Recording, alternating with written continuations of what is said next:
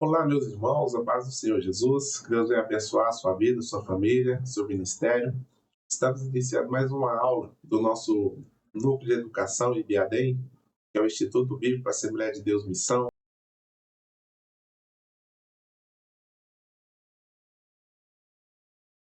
E eu tenho certeza que as outras aulas foram bastante enriquecedoras pelo conteúdo que trouxeram, e eu tenho certeza também que nessa aula não será diferente. Que o Senhor Jesus ele abriu o nosso entendimento para que nós possamos aprender e entender, né, as profecias bíblicas acerca das coisas do fim, que é exatamente o que nós estamos estudando. E nessa oportunidade nós já estamos no capítulo de número 5, né, da apostila, página de número 35, e nessa página nós vamos estar estudando sobre o anticristo, né? Então eu te convido a pegar a sua apostila para que nós possamos iniciar as nossas considerações aqui nessa aula, que vai falar sobre o anticristo. Nós ouvimos falar muito sobre o anticristo na Bíblia, e principalmente quando se refere ao Apocalipse, né? Período da grande tribulação. Porém, a gente precisa identificar quem é esse anticristo, né? Que personagem tão enigmático é o anticristo? Será que de fato ele é tão enigmático assim quanto as pessoas o descrevem? Ou será se a Bíblia ela tem uma revelação mais clara acerca do anticristo? O fato é que nós vamos falar sobre ele. Então, a sua apostila em mão, e eu também peço você que fica a sua Bíblia por perto, né? Para caso você precise conferir algum texto, você consiga fazer isso. E aí, é sempre importante também recomendar você assistir essa aula em um local mais reservado, de preferência no seu quarto, para que não haja interferências quando você estiver estudando, porque se você já tem dificuldade, às vezes, de prestar atenção em uma mensagem, em um ensino na igreja, onde você está ali para adorar a Deus, imagine na sua própria casa, onde ali tem toda uma rotina, tem outras pessoas da família, né?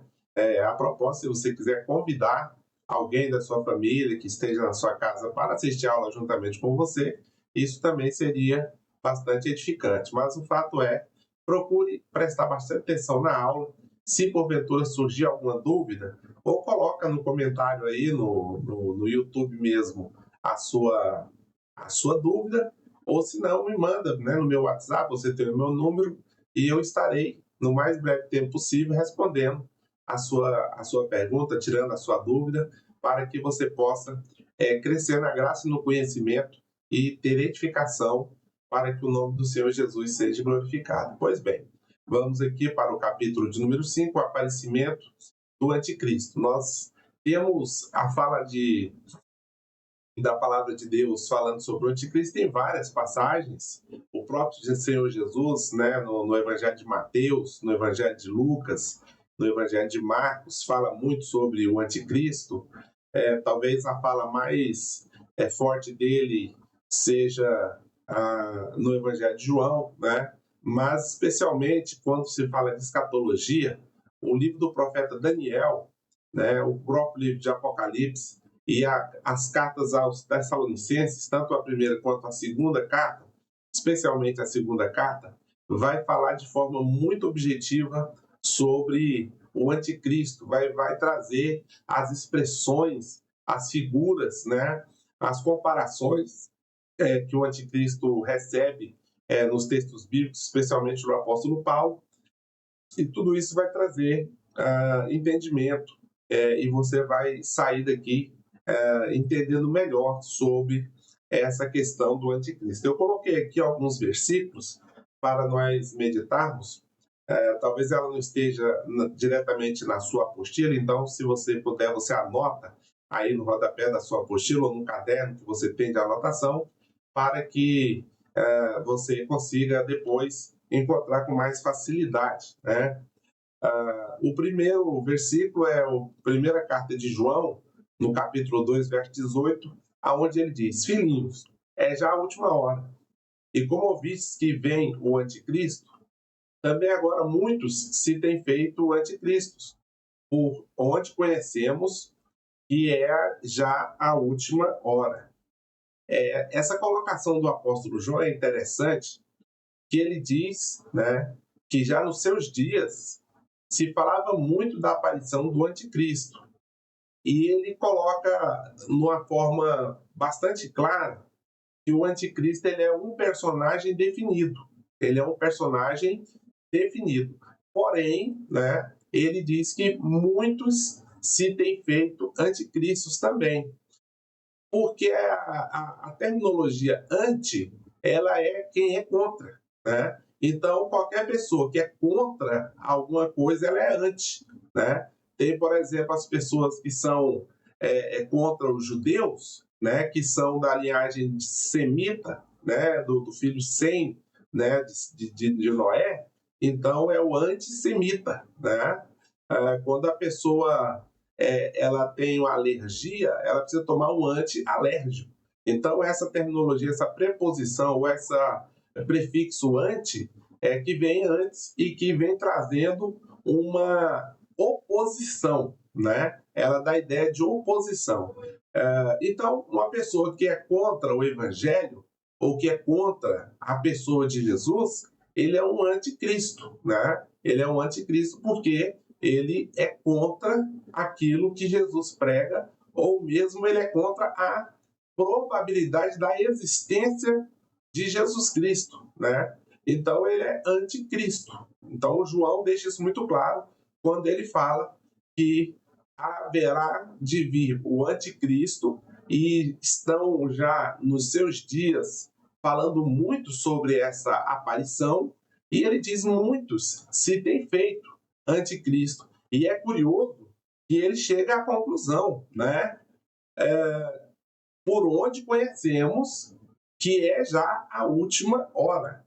Os irmãos vão se lembrar que na primeira aula nós falamos, né, na segunda aula nós falamos também, que o Senhor Jesus, quando ele aparece para o apóstolo João na ilha de Patmos, ele pede para João escrever 3 tempos, né, da história. Ele diz: escreve as coisas que vistes, que é representando o passado, as que são e as que depois dessas hão de acontecer. Nós estamos vivendo até hoje as coisas que são. Portanto, o presente do apóstolo João ainda é o mesmo contexto no sentido escatológico nosso, mesmo tendo passado 2000 anos. E que tempo presente é esse? O tempo dos gentios, o tempo da igreja. As coisas que são, né? Ele está ali justamente falando, né? Imediatamente após fazer essa ordenança para o apóstolo João, para que ele escreva cartas para as igrejas da Ásia, né? E é interessante que essas são as coisas que são, as coisas que são. E ainda virá as que depois dessas hão de acontecer. E isso vai acontecer a partir do arrebatamento da igreja.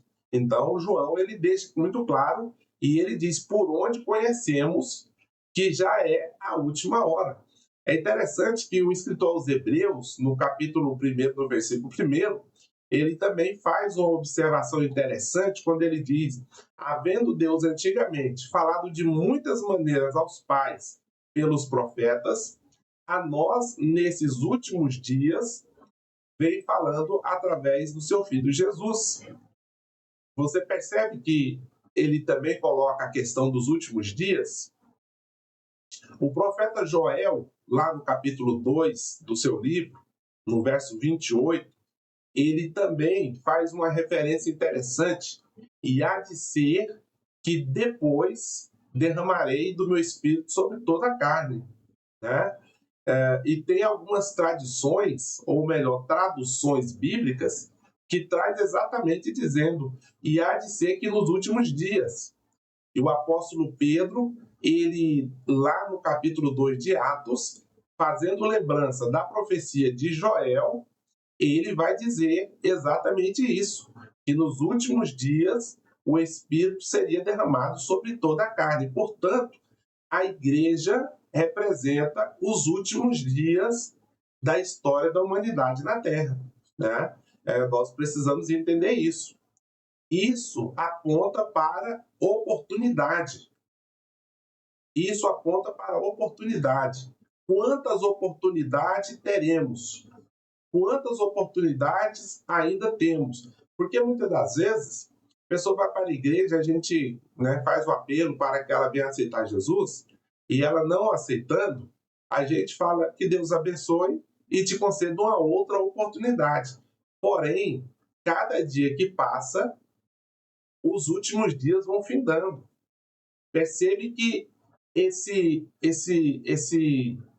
assunto ele é interessante porque dias são contados de forma regressiva, no sentido do fim, né? No sentido do fim. Os irmãos vão se lembrar aí do relógio, né, que foi atualizado esses dias e passou no noticiário, provavelmente os irmãos devem ter visto, do relógio do fim do mundo, que é um relógio que foi criado pelos cientistas atômicos depois do projeto Manhattan, que criou a arma nuclear, né, a bomba nuclear, ali por volta de 1949, eles criaram lá na Universidade de Chicago, nos Estados Unidos, um relógio aonde eles, de períodos em períodos, eles se reúnem, os cientistas nucleares, e eles fazem uma análise dos acontecimentos geopolíticos à volta do globo, né?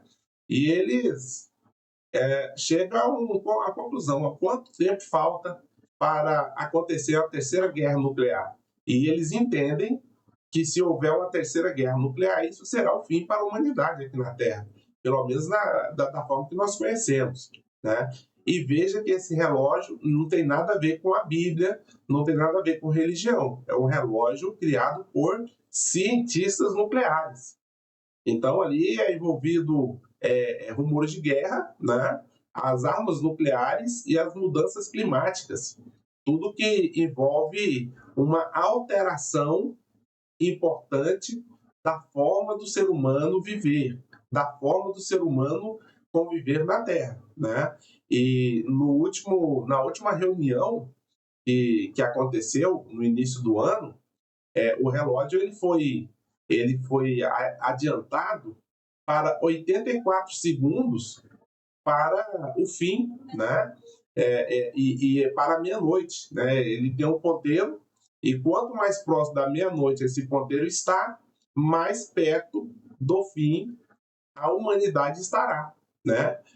E esse ponteiro ele está marcando menos de 1 minuto e meio para a meia-noite. A vez que ele chegou mais próximo da 0 hora, da meia-noite, foi dessa vez. Ele já tinha chegado a 2 minutos, a 90 segundos, né? A vez que ele tinha chegado muito próximo foi na crise dos mísseis cubanos, lá em 1967, né? E depois ele foi se distanciando, com a queda da União Soviética em 91, ele foi a 17 minutos da meia-noite, mas hoje ele está muito próximo da meia-noite. Isso, os cientistas concordam com isso. E não há como não concordar com eles, no sentido geopolítico. Se os irmãos têm observado o que está acontecendo na volta do mundo, essa semana o primeiro-ministro de Israel, Benjamin Netanyahu, foi chamado para uma reunião de emergência lá na Casa Branca, nos Estados Unidos. Ele foi convocado ali porque existe uma tensão crescente com a produção nuclear do Irã, né? O Irã ele está prestes a anunciar a criação de uma arma nuclear e, obviamente, o intuito de o Irã ter uma arma nuclear, diferente dos outros países que a possuem atualmente, é usá-la, né? Os países que têm elas atualmente, eles têm elas como um sistema de defesa, de dissuasão, para que ninguém mexa comigo, porque se mexer eu tenho arma suficientemente poderosa para te destruir, mesmo que eu me destrua junto, que é o caso dos Estados Unidos e Rússia, ou Estados Unidos e China, né? É a destruição mútua garantida. Os dois lados têm armas nucleares e eles não se agridem diretamente, justamente porque um tem a capacidade de destruir o outro completamente. E o outro não vai esperar ser destruído completamente para simplesmente deixar de existir, né? Existem mecanismos, tecnologias que quando um lançar um ataque, o outro automaticamente também lança um ataque massivo de armas nucleares, e nós estamos falando aí de milhares de mísseis, e cada míssil pode carregar até uma dúzia de ogiva nuclear, então é uma destruição mútua garantida literalmente. No caso do Irã, ele não tem intenção de criar uma arma nuclear para fins de dissuasão. Ele tem a intenção de criar uma arma nuclear para usá-la contra o Estado de Israel. Né? E Israel está muito preocupado, vem trabalhando há muitos e muitos anos para que o Irã não possua essa capacidade atômica, e os Estados Unidos também. Os Estados Unidos têm chamado o Irã para a mesa de negociação e eles têm se recusado terminantemente. Todo país que trabalha com energia nuclear, inclusive o Brasil, que não tem, né, fins bélicos da energia nuclear, mas o Brasil é uma potência nuclear no sentido de tecnologia. O Brasil tem usinas nucleares, o Brasil tem centrífugas nucleares, e o Brasil tem capacidade de enriquecer o urânio, que é o produto principal de uma arma nuclear, para criar uma arma nuclear. Porém, o Brasil ele assinou o Tratado de Não Proliferação de Arma Nuclear e ele está proibido, portanto, de desenvolver uma arma nuclear. Mas o Brasil teria, né, em teoria, em tese, condição de sim, né, de enriquecer urânio a ponto de desenvolver uma arma atômica. Mas o Brasil, no caso, é um país pacífico e não tem intenção manifesta de fazê-lo. Então, veja que os cientistas estão falando que a tensão geopolítica tem aumentado, né, a ponto de quase uma guerra nuclear. E olha quem está no centro dessa situação: Israel. Né? Israel, nós vamos ver que Israel ele é um relógio de Deus para a humanidade. Israel é o relógio de Deus. Então, sempre quando tem Israel envolvido, nós temos que dobrar a nossa atenção, porque com certeza tem algo importante, né, por trás do assunto. Todas as vezes que você vê Israel no noticiário, aliás, não espere aparecer no noticiário, porque dificilmente aparece. Eu, particularmente, sempre entro em jornais israelenses, né, de Jerusalém, de Tel Aviv, aonde eu vejo as notícias de Israel praticamente todos os dias, para ter uma noção do que está acontecendo com aquela pátria ali, que é a mais importante aqui na nossa existência. Né? Israel é a menina dos olhos de Deus. Mas voltando para os versículos que nós estávamos vendo, nós vimos 1 João, né, no capítulo 2, verso 18, vamos dar uma olhada também em 2 Tessalonicenses, capítulo de número 2, o versículo de número 7. Veja o que o apóstolo Paulo diz: porque já o mistério da injustiça opera. Somente há um que agora o retém, até que do meio seja tirado. O apóstolo Paulo aqui, ele está falando justamente do homem do pecado, né, do anticristo. Ele chama ele lá de o iníquo, né, o homem do pecado. E é interessante que ele diz que o anticristo ainda não se manifestou porque tem um que o retém, né? Eu vou voltar aqui o versículo para você prestar atenção, dá uma olhada aí que ele vai dizer, ó, há um somente que agora o retém. Tem um personagem que tem impedido que o anticristo se manifeste. Mas vai chegar um momento que este personagem vai ser tirado do meio. Do meio de quem? Das pessoas. E aí, o versículo seguinte, né, o versículo 8, vai falar: então se manifestará o iníquo, o assolador, né, aquele que veio para destruir. E é curioso no contexto do apóstolo Paulo que ele diz: quando disserem que a paz e segurança, sobrevirá repentina destruição. Agora eu te pergunto, quem é esse personagem que o detém até que do meio seja tirado? Esse personagem, nós entendemos, nós que cremos no arrebatamento pré-tribulacionista, ou seja, o arrebatamento da igreja antes do período da grande tribulação, ou seja, antes da manifestação do anticristo, nós entendemos que esse personagem que está no masculino, né, um que agora o detém, é o Espírito Santo. O Espírito Santo está no meio da igreja e o Espírito Santo é o único capaz de deter, né, a manifestação do Espírito Santo. Porém, o apóstolo Paulo deixa muito claro, assim como João, o mistério da injustiça já opera. Ou seja, o anticristo, ele não se manifestou, mas ele tem operado, ele tem trabalhado. A irmã me fez uma pergunta interessante na primeira aula presencial, e eu repito, por o prejuízo de quem não está indo nas aulas presenciais, e a aula presencial ela é muito rica, porque você tem essa oportunidade, né? Ela fez uma pergunta sobre Lúcifer, né? O líder, né? O chefe dos demônios, se ele está preso ou se ele está solto. E eu respondi de forma objetiva, dizendo, olha, não temos nenhuma evidência bíblica dizendo que Lúcifer esteja preso. Ele está solto, porém, ele não age diretamente contra a humanidade. E ele não age diretamente contra a humanidade justamente porque o Espírito Santo tem impedido que ele faça.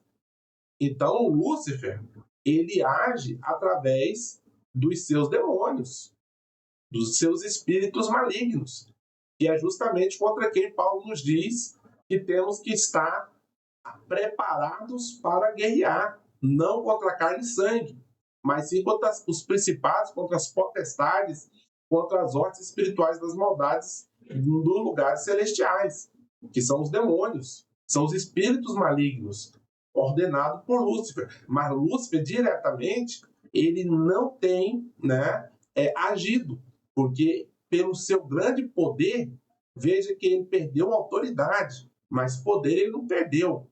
Né? Ele perdeu a autoridade, ele perdeu a sua glória, mas o seu poder, a sua força, ele não perdeu.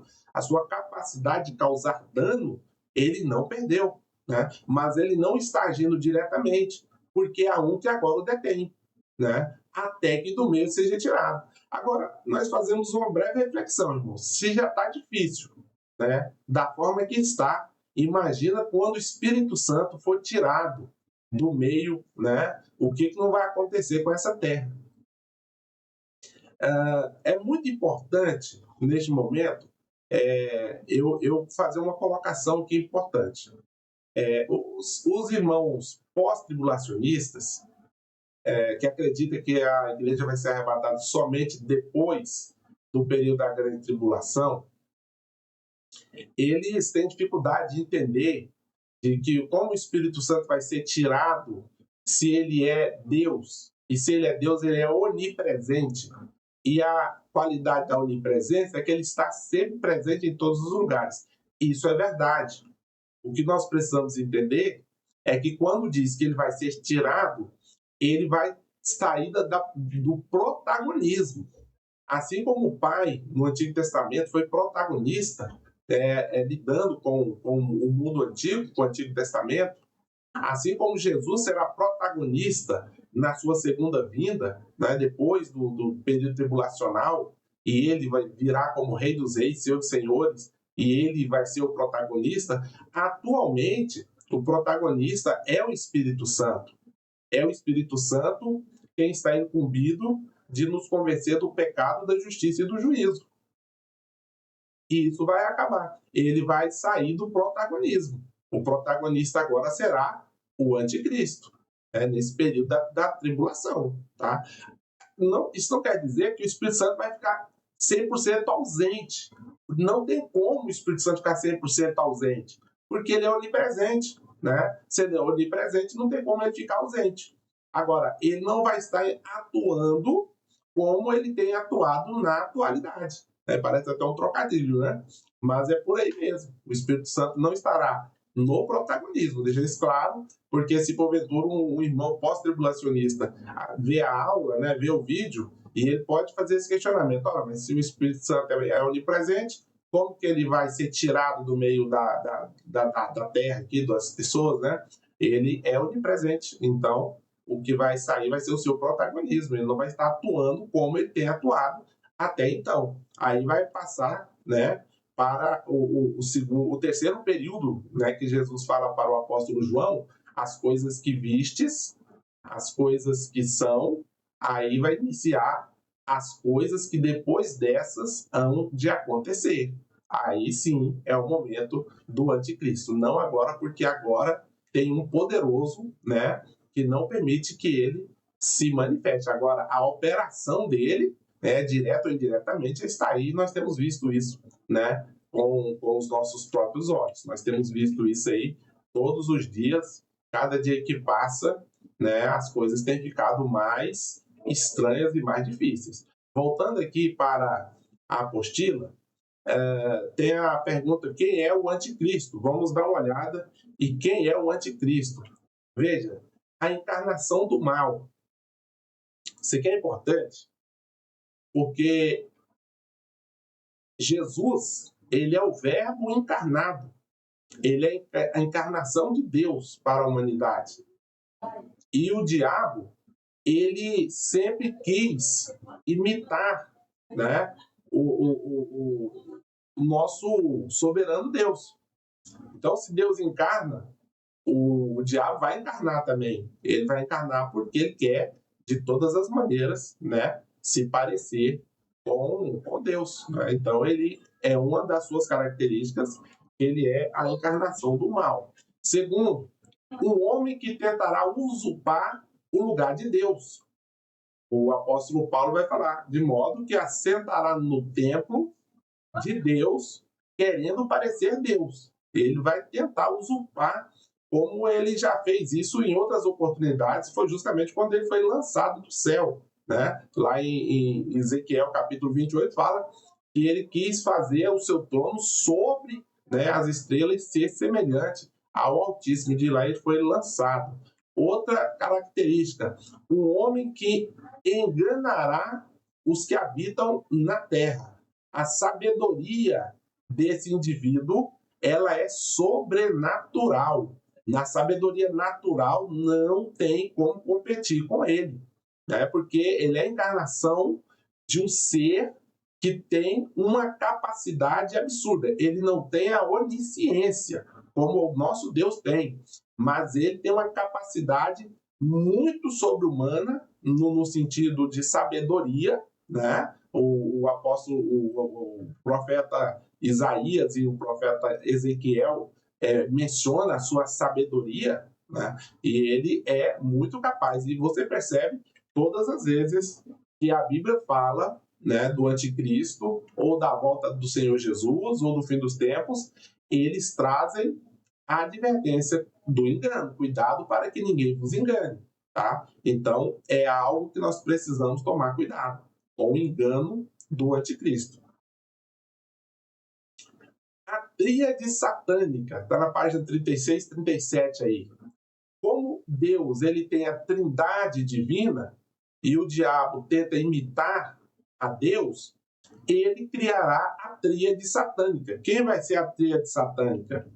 O dragão, que é a própria personificação do diabo, né? O apóstolo João vai falar a antiga serpente e Satanás. Ele identifica textualmente lá em Apocalipse 12 o dragão, né, que o Apocalipse chama do dragão. E o dragão, ele cria o anticristo, né? E ele cria que é o governo religioso. O anticristo, ele é o governo religioso, né? Esse slide meu aqui está trocado. Veja só, é o contrário. O anticristo é o governo político, tá? E o falso profeta é o governo religioso, tá bom? Quando você for anotar aí, o dragão vai dar poder para o anticristo, que é o governo político, e para o falso profeta, que é o governo religioso. Faça essa troca aí, que agora que eu percebi que eu digitei aqui de forma equivocada. Mas O anticristo, governo político. Falso profeta, governo religioso. E o falso profeta, na tríade satânica, ele quer fazer, às vezes, do Espírito Santo. Qual é a função do Espírito Santo? É apontar para Jesus, né? Apontar para Jesus, para que o nome do Senhor Jesus seja glorificado. Da mesma forma, o falso profeta, né, no Apocalipse capítulo 13, vai dizer que o falso profeta ele faz com que as pessoas adorem a besta, a primeira besta, que é o anticristo. Eu já expliquei essa questão aí da besta, né? A representatividade dela, não vou falar novamente. Se você não viu a última aula, assista, que você vai ver ali a representatividade aí, porque dos dois, né, tanto o anticristo como o falso profeta, ser chamado de besta. A besta saiu da terra e a besta saiu da água. O anticristo sai da água e o falso profeta da terra. E é interessante que diz que o dragão é que dá poder para eles, né? Então eles serão pessoas, homens, né? Um personagem revertido de muita sabedoria, de muita astúcia, de forma até sobre-humana, sobrenatural, pelo próprio pelo próprio dragão, né? Pela própria serpente, pelo próprio Satanás. Vamos seguir aqui. O governo do anticristo terá uma abrangência mundial, vai ser um governo a nível mundial, não vai ter fronteira no seu governo, e vocês têm visto, se vocês acompanham jornalismo, que essa discussão já vem se desenvolvendo há muitos e muitos anos, há mais de 10 anos, né? Sobre essas fronteiras que os países têm, né? Eles querem acabar com as fronteiras, e o anticristo vai ter essa abrangência mundial.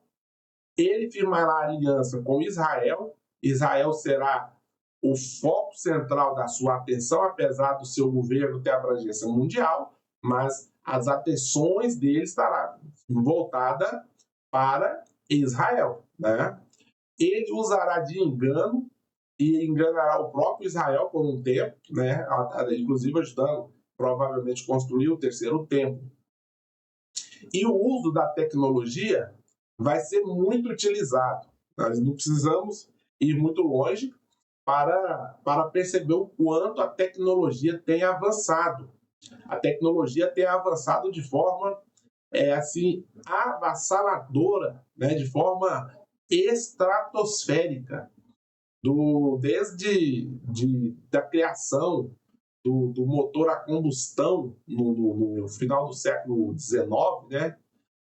Ou melhor, no início do século XIX, até os dias de hoje, a tecnologia avançou muito. A tecnologia avançou de forma absurda. E nesses últimos anos, com o advento da inteligência artificial, a tecnologia hoje ela é assim, estratosférica. Por exemplo, a gente está gravando uma aula para colocar na plataforma online.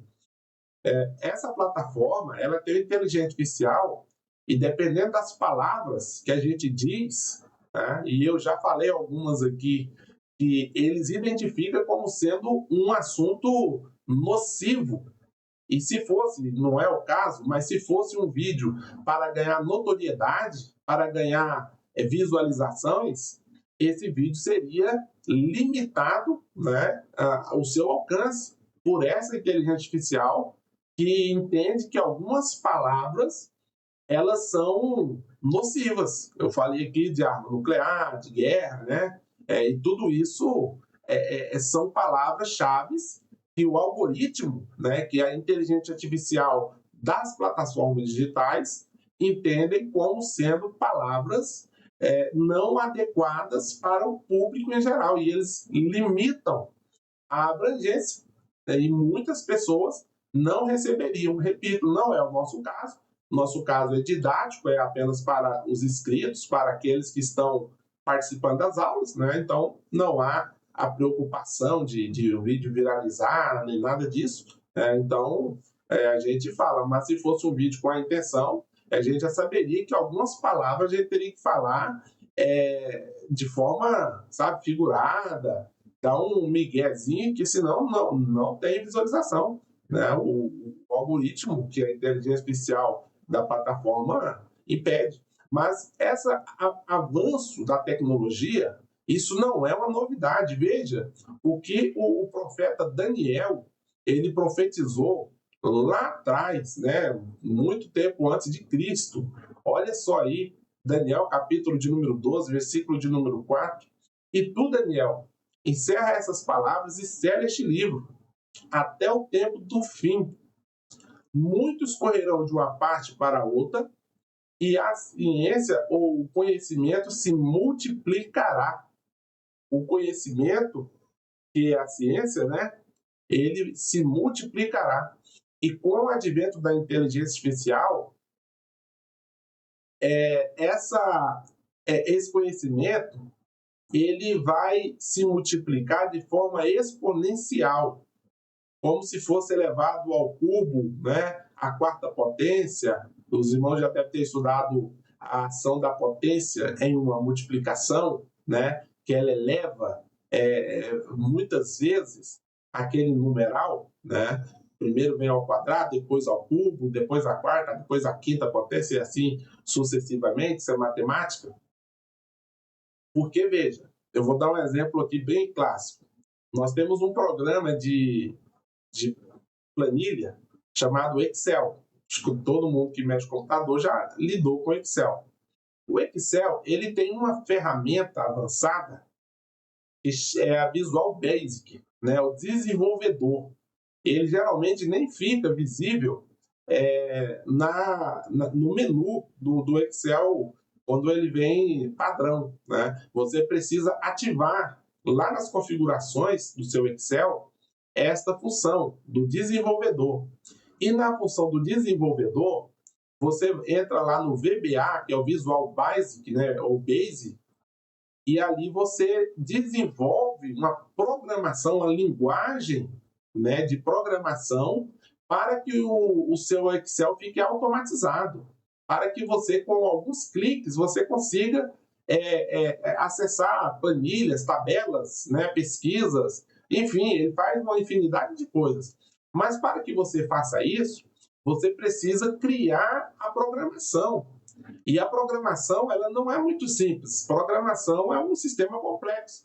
São comandos que você está dando para o seu computador, né, no caso aí para a sua planilha do Excel, que ele vai entender cada linha que você escreve ali é um comando.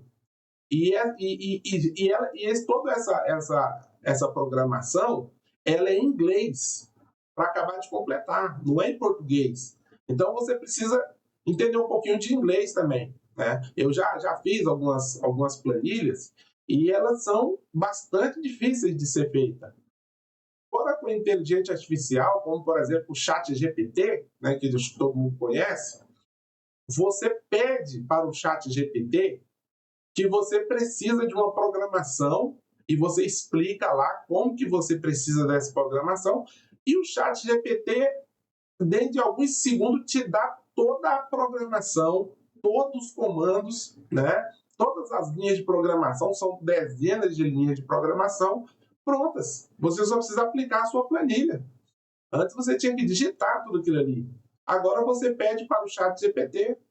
O ChatGPT, por exemplo, se você pede ele um sermão, desenvolva um sermão bíblico, um sermão evangelístico sobre tal tema, sobre o anticristo, por exemplo, ele vai te dar um sermão que dificilmente você faria sem a ajuda da inteligência artificial. O próprio WhatsApp agora tem aquela bolinha que apareceu embaixo, assim, uma bolinha meio azuladinha, meio roxinha, né? Que é a IA Meta, né? A inteligência artificial da Meta, que é a dona do WhatsApp, do Instagram e do Facebook. Você faz uma pergunta para ela e ela te dá uma pergunta. Se você também pedir um sermão, né, um estudo bíblico, ela vai te dar um estudo bíblico. Obviamente, eu não aconselho o pregador, o ensinador fazer isso não, porque ele precisa meditar na palavra, ler, orar, jejuar e pedir que o Espírito Santo lhe dê, não a inteligência artificial. Mas é uma realidade. Isso é porque a ciência tem se multiplicado de forma assustadora, de forma avassaladora. Não tenha dúvidas que esse texto do profeta Daniel, ele está se cumprindo. Quando surgiu lá, né, na década de 50, no final da década de 40, a televisão, o televisor, as pessoas foram assim, se multiplicando. Aí depois, na década de 70, a televisão ficou colorida, né? Aí depois apareceu o código de barra, depois o leitor de código de barra, e assim a gente vem falando de movimentação aí na década de 60 ainda, né? Na década de 80, começou a surgir os primeiros computadores. No ano 2000 para cá, o computador se tornou popular, aí depois veio os celulares, e a gente falando, olha quanto a ciência tem se multiplicado. Irmãos, isso comparado ao que acontece agora, a partir da internet 5G, né, para frente, com a inteligência artificial, é como se fosse nada. Agora é que a inteligência, o conhecimento vai se multiplicar de forma assim ilimitada, ilimitada, né? E a China lançou o seu chat GPT chinês, né, que eu não vou lembrar o nome agora, que segundo quem tem utilizado ainda é melhor do que o chat GPT, né, inteligência artificial chinesa, é porque ela é de código de fonte aberta, qualquer pessoa pode fazer melhorias nela. Então nós temos vivido isso nos nossos dias diante dos nossos olhos. Isso nós precisamos ter sempre noção de que as profecias estão se cumprindo exatamente como a Bíblia diz.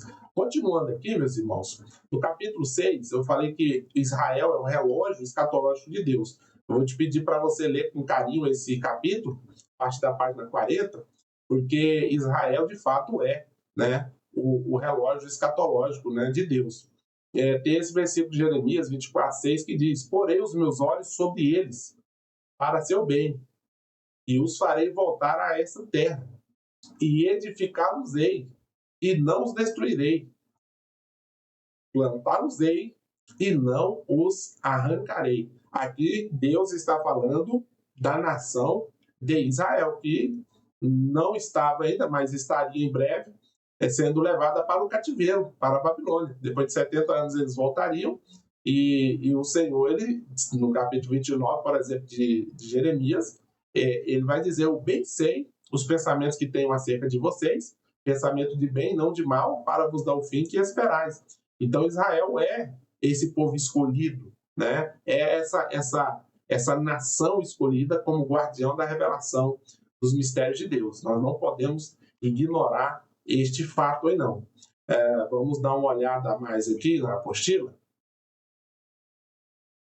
Israel é um dos sinais mais evidentes da atualidade em relação à volta de Cristo. Sua restauração nacional e espiritual profetizada em Ezequiel 37, dos versos 1 ao verso 10, é que através de uma visão fala metaforicamente de um vale cheio de ossos, que teve início no século em que vivemos.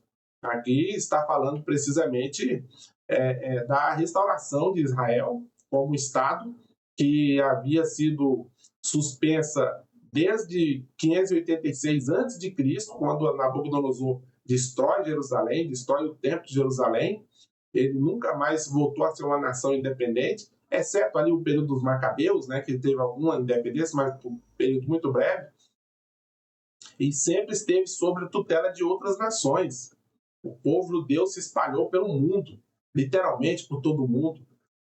E o profeta Ezequiel, no capítulo 37, ele vai falar, né, de uma visão que ele teve de um vale cheio de ossos secos, e Deus pergunta se seria possível aqueles ossos voltar à vida. E Ezequiel fala: o Senhor sabe, mas humanamente é impossível, né? E Isaías 66, versículo 8, vai falar: pode porventura em um só dia vir a surgir uma nação?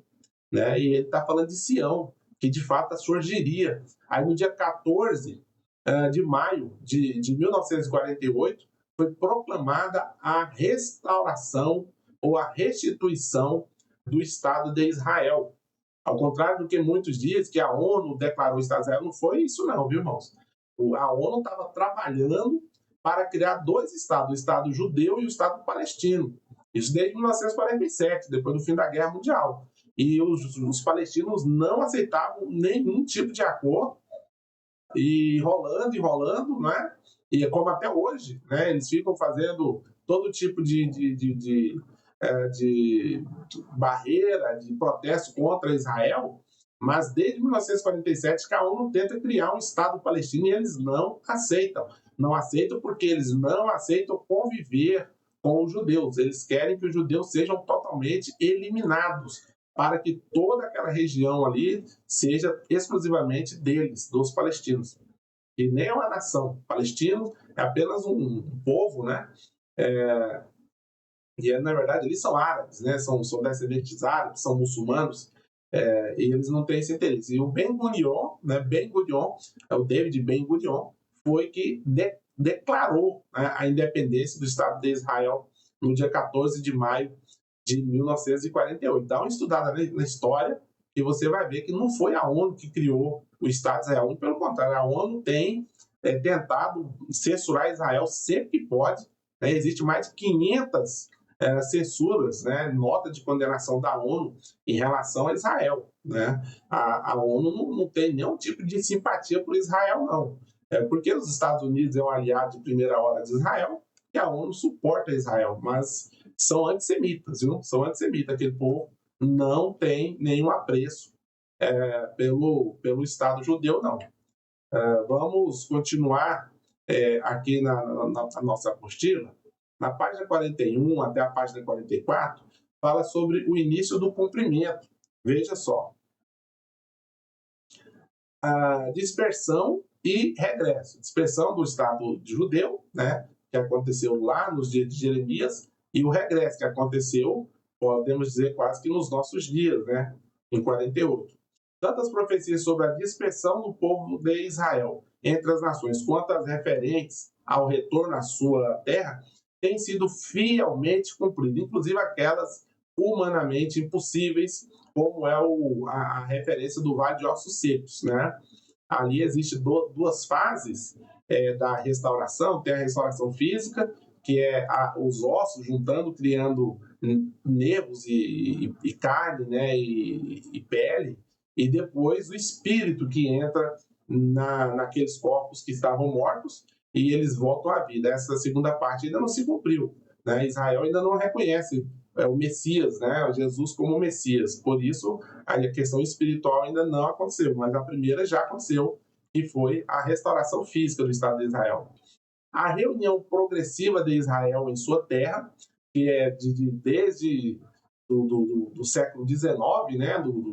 Eles tinha muito judeu na Rússia e eles foram voltando para a Palestina, né? E porque foram expulsos da Rússia, muitos foram para a Europa, principalmente para a Polônia, outros foram para a América, mas para a América eles foram mais um pouco antes da Segunda Guerra, né? Mas enfim, foram regressando progressivamente. A destruição progressiva do povo do norte, toda aquela região geográfica ao norte de Israel, né, que compreende ali a Síria, a Turquia, a Armênia, a Rússia, a Ucrânia, todos os povos do norte ali geográfico de Israel, também tem uma degladiação desde muito tempo. Atualmente, inclusive, está tendo uma guerra sangrenta ali entre a Rússia e a Armênia, ou, desculpa, a Ucrânia. A Armênia teve uma guerra outro dia com o Azerbaijão, né? Uma guerra também terrível, que também faz parte desse povo do norte. Os textos de Ezequiel 38 e 39 e de Joel, capítulo 2, verso 20, trata a respeito da profecia bíblica sobre um bloco de nações ao norte de Israel. Sempre a profecia diz que do norte virá os inimigos de Israel. Né? Então, essas profecias têm se cumprido. Eu te peço para você ler com bastante atenção o capítulo 38 e 39 de Ezequiel. É muito importante ler e entender um pouquinho esse capítulo 38 e 39 aí, que ele é, obviamente, sucessor do capítulo 37, que é da restauração do Estado de Israel, né? E o capítulo 38 e 39 fala da guerra de Gog e Magog, mas não é a mesma do Apocalipse, por isso que precisamos ler com atenção o texto, né? Para não se confundir. O ressurgimento do antigo Império Romano. Os irmãos vão se lembrar, na aula passada, que eu falei que a visão de Daniel sobre o quarto animal né, dos 4 animais que ele viu subir do mar Mediterrâneo, o 4º animal era um animal totalmente estranho, que ele não conseguiu associar nenhum animal que ele conhecia. Ele associa o primeiro ao urso, o segundo ao leão, o terceiro ao leopardo, mas o 4º animal ele não conseguiu associar a nenhum outro animal, e ele fala que ele tinha um aspecto terrível. Esse animal fala do Império Romano. O Império Romano foi um sistema de governo nunca antes visto. E quando fala do surgimento do Império Romano, não quer dizer que o Império Romano literalmente volte a surgir, mas essa união de nações para se criar um poder muito poderoso para dominar, né, assim como era a ideia do Império Romano, que eles iam conquistando as nações e colocando ali governadores e reis nessas nações, mas esses governadores e reis não tinham autonomia, eles eram vassalos de Roma. Isso vai acontecer também, tem acontecido nos últimos dias, de nações poderosas se unirem para cooptar outras nações, para alinharem os seus pensamentos para um propósito. E isso fala do ressurgimento do Império Romano. Não quer dizer que vai ter um imperador romano, entende? Da forma que era nos dias de Jesus, não. É apenas a ideia, o modelo de governo, a estratégia de dominação, né, que nós temos visto de forma absurda, principalmente com essa cultura woke, né, que você tem visto tanto falar, essa pauta identitária, né, com as políticas públicas que esse povo tem defendido, e isso praticamente no mundo todo, beira a loucura, né, a insanidade, e isso é um alinhamento de pensamento que a gente entende como sendo a restituição, aí, um ressurgimento do Império Romano. Vamos continuar aqui. A União Europeia, né, é uma sombra do antigo Império Romano. Se você pega a União Europeia, os países que compõem a União Europeia, eles se uniram, né, como um bloco de nações ali na Europa para ter uma unidade de pensamento. Mas aí tem também a União das Nações Africanas, tem o Mercosul, né, que é a união aqui dos países do Sul. Agora tem o BRICS, né, o Brasil, inclusive, faz parte do BRICS, que é uma união de países, apesar de distantes geograficamente uns dos outros, mas eles têm um propósito de negociar, de ter taxas mais parceiras uns dos outros, né? BRICS vem da abreviação de Brasil, Rússia, Índia, China e África do Sul, né? Agora já tem vários outros países, inclusive o próprio Irã já faz parte do BRICS, né? Vários outros países têm estado unido ao BRICS. Então essa ideia de unidade, né? De juntar muitos povos com o mesmo propósito, que era a ideia do Império Romano, está voltando com toda a força no século XXI. Né? Isso aí está aos nossos olhos. O capítulo 7 fala do estado intermediário dos mortos. Aqui a gente quase que muda de pau para pedra, até porque a nossa aula já está caminhando para o final, né? Na página 45, esse estado intermediário dos mortos aí, ele tem o propósito de trazer os poucos elementos, nós não temos muitos elementos, sobre o que acontece com o ser humano entre a morte física até a ressurreição. Quer seja a ressurreição para a salvação, quer seja a ressurreição para o juízo final. São duas ressurreições diferentes. Eu falei disso na aula passada. Então, existe aí esse estado que é chamado de estado intermediário, né? Fica entre a morte física, e nós sabemos que o ser humano é eterno desde o momento que ele é formado, ele não é eterno desde sempre, só Deus é eterno desde sempre, né? Ele sempre existiu. O ser humano não. O ser humano ele é eterno desde o momento que ele passou a existir, desde o momento da sua fecundação no útero, no ventre da sua mãe, ali ele passou a ser um ser eterno. Agora, a questão é, ele vai ser eterno com Deus ou eterno no inferno? Aí é que é a questão. Mas eterno, sim, com certeza. E entre esses dois eventos, evento morte física e evento ressurreição, existe um estado intermediário, tá? Por estado intermediário dos mortos, entende-se o período existente entre a morte e a ressurreição do corpo físico, para que haja existência consciente da alma após a morte do corpo físico. Se faz necessária também a existência dos lugares destinados, obviamente, à estadia da alma, até o momento da ressurreição do corpo. Biblicamente, esses lugares são chamados de Seol, né, e paraíso. Né? Vamos continuar aqui. Definição dos termos. Os termos que são utilizados quando o assunto é estado intermediário. Seol ou Sheol é uma palavra de origem hebraica que significa, veja, lugar oco, lugar não visto, o que jaz embaixo, região invisível ou mundo dos mortos. Isso é o que significa a palavra Sheol. E às vezes a nossa Bíblia traduz como inferno, né? Algumas traduções, algumas versões de tradução para a Bíblia em português traz essa palavra hebraica Sheol, né, para inferno.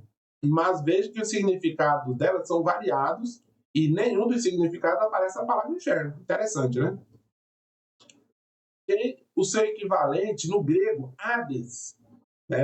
Tem Bíblia que fala no Hades. Hades é a terminologia grega. Sheol é a terminologia hebraica, tá? Mas significando a mesma coisa. Essas aí que nós acabamos de ver.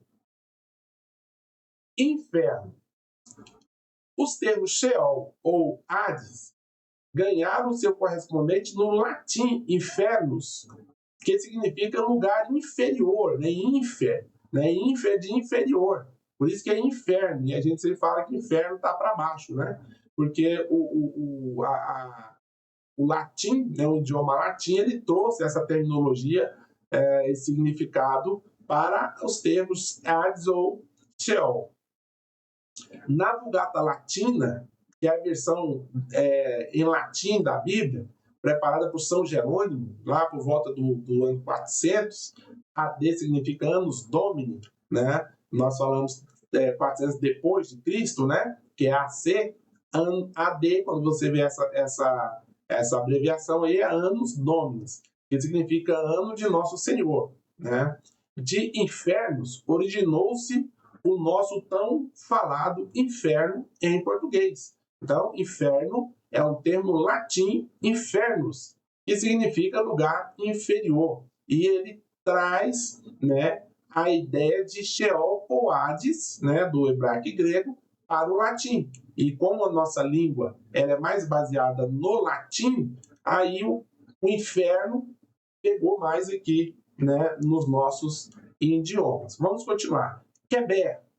A palavra Keber, que é hebraica, que comumente é usada no Antigo Testamento, é correspondente traduzida por sepultura, ou por cova, ou por túmulo, né? Então, Keber, vai ver isso muito no Antigo Testamento, essa palavra, quando se escreve uma dessas três palavras aí, né? Sepultura, cova, túmulo, né? Vida além túmulo. São vários os argumentos que reforçam a doutrina bíblica sobre a vida além túmulo, ou seja, após a morte. Página 46 da sua apostila. Argumento histórico. Se a questão da vida além da morte estivesse fundamentada apenas em teorias e conjecturas filosóficas, ela já teria desaparecido. Mas as provas da crença na imortalidade estão na experiência da humanidade. É interessante que é uma coisa muito desagradável falar sobre morte, né? Ninguém fica muito confortável em falar de morte.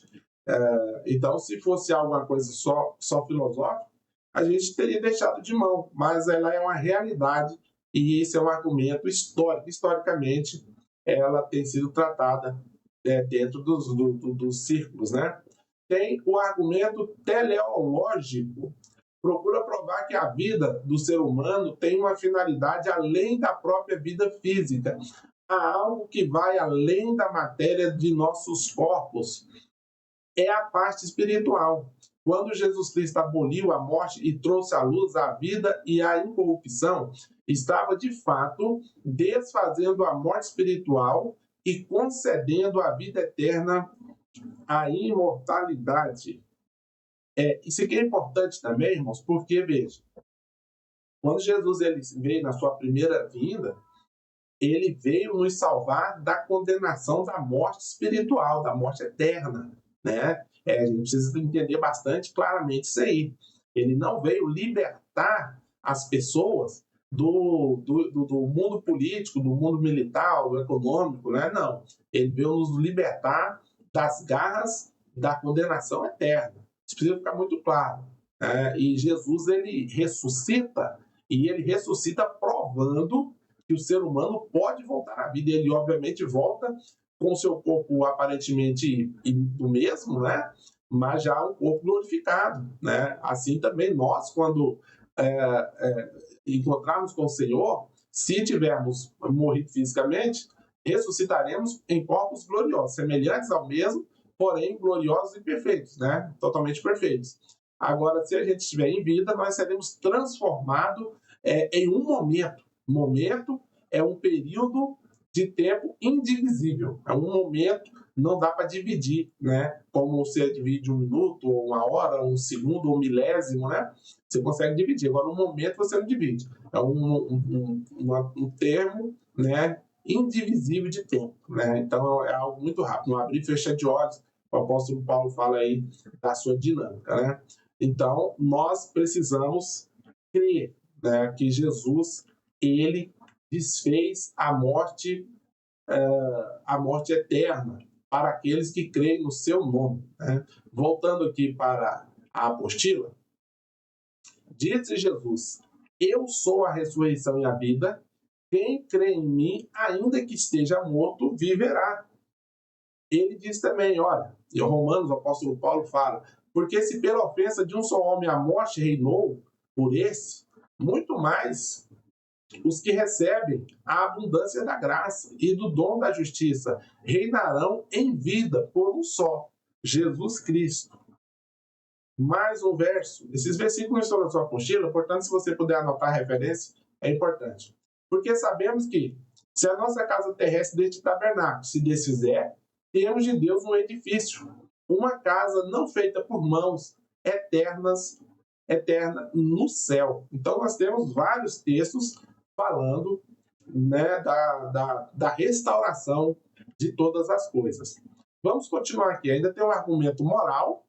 Há um governador moral dentro de cada ser humano, chamado consciência, que rege as suas ações. Sua existência dentro do espírito humano indica sua função interna, como um sensor moral, aliado à soberania divina, né? É o famoso medo da morte, né? Quando a pessoa se arrisca muito, ela fala, eu vi, né, a minha vida passando diante dos meus olhos, porque existe um governador moral no próprio ser humano, né, indicando essa realidade aí da morte, né? Argumento metafísico. Os elementos imateriais do ser humano denunciam o sentido metafísico que compõe a sua alma e espírito. Esses elementos são insolúveis, portanto, como evitar a realidade da vida além da morte? É impossível. A palavra imortalidade no grego é atanásia, e significa literalmente ausência de morte, no sentido pleno. Somente Deus possui vida total, imperecível e imortal. Somente o nosso Deus possui esse atributo, né, da imortalidade. Ele é eterno. Ele sempre existiu e sempre existirá. Nós, em um tempo, não existimos, só no projeto de Deus, né? E chegou um determinado momento em que fomos fecundados e a partir dali, na concepção, assim nós cremos na vida, desde a concepção, nós passamos a existir para a eternidade, né? E é interessante que a atanásia, ela é a terminologia grega para ausência de morte. Existe a eutanásia, que é quando uma pessoa entende que não vale mais a pena continuar vivendo e ela procura, no caso ali, alguns países da Europa, para a morte assistida, né? A Suíça, interessante, até um contrassenso, né? Fala que é o país mais feliz do mundo, e lá a eutanásia é regulamentada e a pessoa, às vezes, vai para lá para morrer em uma clínica de eutanásia, um suicídio assistido, vamos dizer assim, né? Toma alguns medicamentos ali, os aparelhos vão sendo desligados, até que essa pessoa deixa a vida. Então, é um contrassenso, fala que é o país mais feliz do mundo, sendo que é um que tem, né, a eutanásia. Enfim, né, a gente vê que o ser humano sem Deus ele fica bastante perdido, né, e sem esperança. Mas voltando aqui para a apostila, página 47, o que não é estado intermediário? O que não é estado intermediário? Não é purgatório, né, como a heresia lançada pelos católicos romanos. Não é limbus patum, né, que é um vocábulo limbus, significa borda ou orla. A ideia é a palavra ao purgatório, paralela, né, ao purgatório, e fala e foi criada pelos católicos também, né? Que fala, depois os irmãos leem a apostila toda aí, tá? Mas não é isso. Não é limbus e fantos, né? Essa palavra aí é quando a criança morre sem ser batizada, né? Ela morre pagã. Se ela morre pagã, ela não pode ir para o céu. Aí ela ficaria também numa espécie de purgatório até, né, que ela pudesse adentrar ali aos céus. Mas antes ela tinha que passar por um processo. Também, né, biblicamente falando, heresia, porque distorce doutrina. Não é um estado para reencarnações, como os espíritas acreditam que a pessoa desencarna, aí o seu espírito encarna em um outro corpo e ele volta à vida, até que ele se torne uma criatura ou um ser evoluído, ele vai melhorando a cada vez que ele reencarna, até ele ascender à luz. Isso é muito curioso, porque se as pessoas vêm se reencarnando para melhorar até se tornar um espírito evoluído, por que o mundo está piorando? O mundo não tinha que estar melhorando, né? É uma coisa meio óbvia. Mas não faz sentido também essa história aí de reencarnação. Em nenhum momento a Bíblia defende a reencarnação. A parábola do rico e Lázaro indica basicamente duas coisas, veja só. Primeiro, a consciência da alma após a morte. A alma fica consciente, ela não fica adormecida. E segundo, a impossibilidade da comunicação entre vivos e mortos. Essas duas coisas, a parábola do rico e Lázaro, ela deixa muito clara, né? Que não fica inconsciente. Nós vemos lá no capítulo 6 e 7 do Apocalipse também, mártires, né? Almas clamando a Deus, portanto, não estão inconscientes, como algumas seitas defendem a inconsciência, né, que fica dormindo, né, até a ressurreição. Né? Quando Paulo fala está dormindo, o próprio Jesus falou que Lázaro estava dormindo, é apenas um eufemismo para a morte, né? Mas não quer dizer, no entanto, que a alma dessa pessoa está inconsciente, de forma nenhuma. Nós vemos isso na Bíblia, né? Na Bíblia, todas as vezes que fala no período do intermediário, a alma está consciente, tá bom? Isso aí fica muito claro. Irmãos, nós vamos estar parando por aqui, porque o tempo já está avançado, já estamos aí com 1 hora de aula, para não ficar muito enfadado para vocês. Vocês vão dar uma olhada na apostila aí até as últimas páginas. Na próxima aula a gente vai estar encerrando, né, esta matéria. Essa matéria eu gostaria que ela tivesse um pouco mais de aulas, porque são muitos assuntos e a gente não consegue abordar todos eles de forma como a gente gostaria, né? Mas eu tenho certeza que se surgir dúvidas, os irmãos vão estar entrando em contato conosco e nós estaremos assim tirando as dúvidas que porventura venham surgir, amém? Que Deus abençoe você, a sua família, o seu ministério. Continue firme, não desista, porque o Senhor é contigo. Que Deus venha te abençoar e até a próxima, em nome do Senhor Jesus. Fique com Deus.